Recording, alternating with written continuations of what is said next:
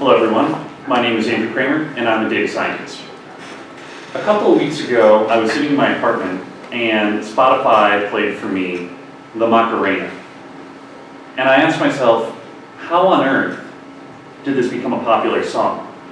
So I did a little bit of research and it turns out the Macarena was the #1 Billboard hit in the US for 14 straight weeks, only to be beaten 15 years later by Adele's Rolling in the Deep.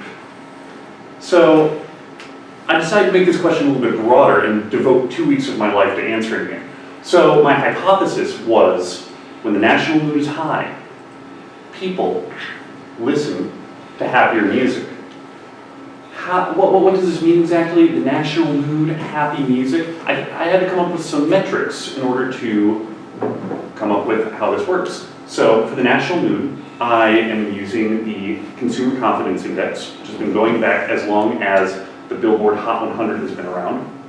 And I create a happy index for songs, which takes energy and valence, which are musical qualities of a song that I got from Spotify, and using the lyrical sentiment, or as I call it here, text polarity, and average them. So I got my hypothesis, question, and I have my calculations. How do I do this now? So I create a web scraper, pulling information from the Billboard Hot 100, different lyrics websites, Spotify API, and I combined all this information, did a bunch of analysis, using some natural language processing, I came up with this score. Eventually, I created a product using Bouquet. So let's dive into this a little bit. What is musical happiness? So all these points are the 21,000 unique songs that have appeared on the Billboard Hot 100 over the past 60 years. Here's valence, which is the peppiness, the happiness of a song, and energy. Something that's low energy and low valence, think of Eeyore from Winnie the Pooh. You know, very sad, slow, a little depressed. And musically, you can see Can You Feel the Love Tonight? It's a little bit slower of a song compared to other things, such as the mathematically proven Jam, Like a Prayer by Madonna. And up here you'll see that Surfing USA by the Beach Boys is over here. You can see that also most songs that are pop hits reside up in this area. High energy, high valence. When we listen to pop, we want to dance. So when I was doing my analysis, I had my hypothesis. When things are going well, we listen to happy music. And it turns out, I was wrong. I was wrong. There is a relationship, but the relationship is a negative one.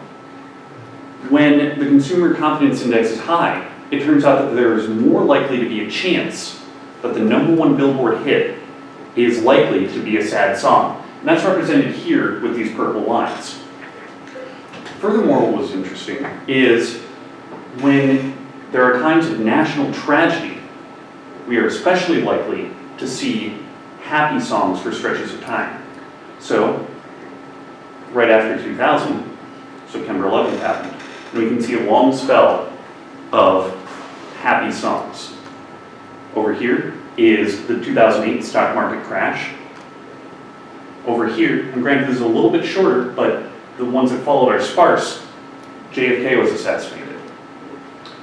And over here is the Macarena. I don't actually know what happened, but there's definitely a very happy spell here. So what this means to me is that music is more than just a representation of how we feel at a given moment. It's also a way for us to cope. While I don't know exactly why the Macarena was as popular as it was, I think that I've learned a little bit and have a metric on giving us an idea of how we're doing at a given point in time. There's a lot more research I want to do. I want to tune this a little bit more and experiment with different measures of the national mood. There's a lot more work to be done. But in the meantime, reach out to me on GitHub, LinkedIn, Twitter, and you can use my interactive visualization at whatexactlyareweturningdownforagain.us. Thank you so much.